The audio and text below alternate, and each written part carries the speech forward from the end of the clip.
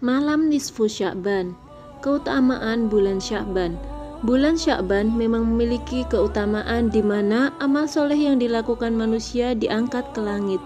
Hal tersebut didasarkan pada hadis Rasulullah SAW dari Usama bin Zaid berkata, "Saya bertanya, wahai Rasulullah SAW, saya tidak melihat engkau puasa di suatu bulan lebih banyak melebihi bulan Sya'ban." Rasulullah SAW bersabda, bulan tersebut banyak dilalaikan manusia antara Rajab dan Ramadan, yaitu bulan diangkat amal-amal kepada Rabb alam semesta. Maka saya suka amal saya diangkat sedang saya dalam kondisi puasa. Ahmad, Abu Daud, An-Nasai, dan Ibnu Huzaim. Di samping itu, bulan Sya'ban yang letaknya persis sebelum Ramadan seolah menjadi fase pemanasan beribadah untuk menyambut bulan Ramadan, yaitu untuk mempersiapkan hati atau ruhiyah.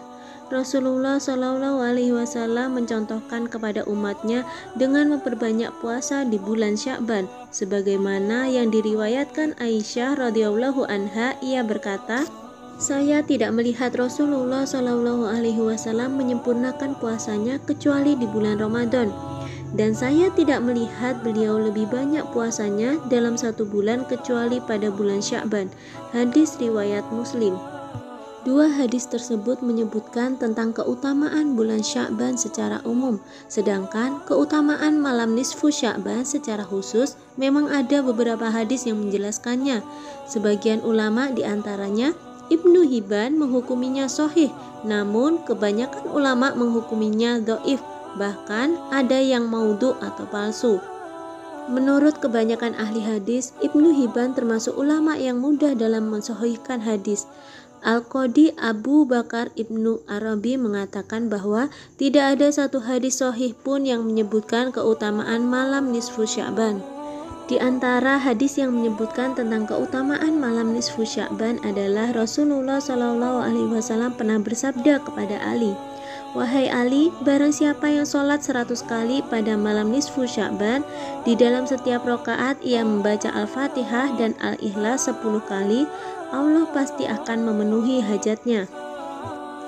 Hadis tersebut derajatnya lemah. Ibnu Jauzi memasukkan hadis tersebut dalam kitabnya yang berjudul Al-Mawdu'at atau kumpulan hadis palsu.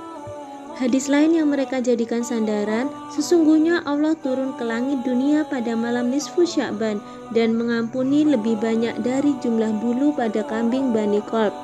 Hadis riwayat At-Tabrani dan Ahmad. Imam Tirmizi menyatakan bahwa riwayat ini didhaifkan oleh Al-Bukhari. Amalan khusus malam nisfu Sya'ban. Boleh jadi dalil yang dijadikan rujukan untuk mengadakan amalan khusus pada malam nisfu Sya'ban adalah hadis yang diriwayatkan dari Ali bin Abi Thalib secara marfu' bahwa Rasulullah SAW bersabda, "Bila datang malam nisfu Sya'ban, maka bangunlah pada malamnya dan berpuasalah siangnya.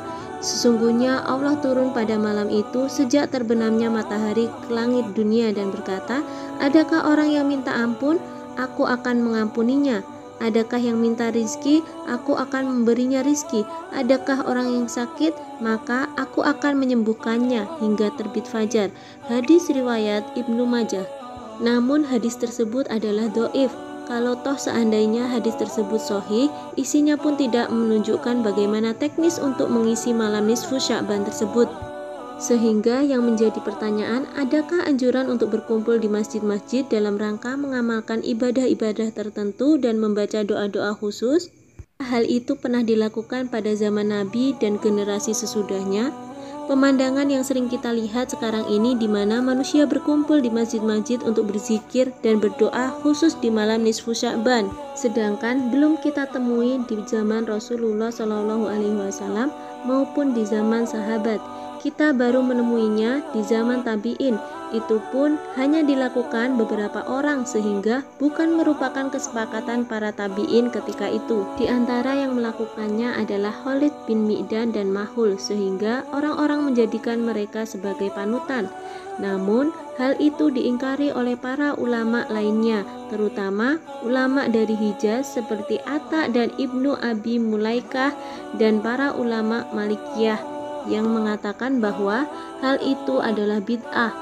Imam An-Nawawi radhiyallahu anhu, seorang ahli fikih senior yang bermazhab Syafi'i, menyebutkan dalam kitabnya Al-Majmu' bahwa amalan tersebut adalah termasuk amalan bid'ah, munkar, dan buruk. Lantas bagaimana jika dilakukan sendiri-sendiri dengan tidak berjamaah? Al-Auza'i dan Ibnu Al-Hafiz Ibnu Rajab berpendapat bahwa hukumnya sunnah. Namun, Syekh bin Baz tidak sependapat dengan hal itu karena segala sesuatu yang tidak ada dalil syar'inya, maka tidak boleh seorang pun membuat perkara baru dalam permasalahan agama. Baik dilakukan dengan sendiri-sendiri maupun berjamaah, baik dengan sembunyi-sembunyi maupun terang-terangan. Jika mengkhususkan suatu malam dengan suatu ibadah itu diperbolehkan, maka malam Jumat tentu lebih utama daripada malam-malam lainnya. Karena hari Jumat adalah Sayyidul Ayyam atau hari yang paling baik.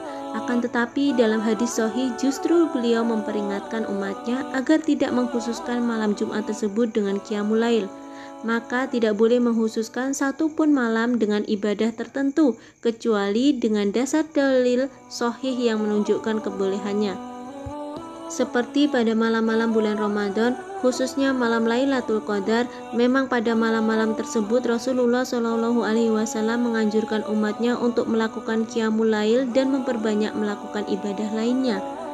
Beliau sendiri melakukannya untuk memberikan teladan bagi umatnya.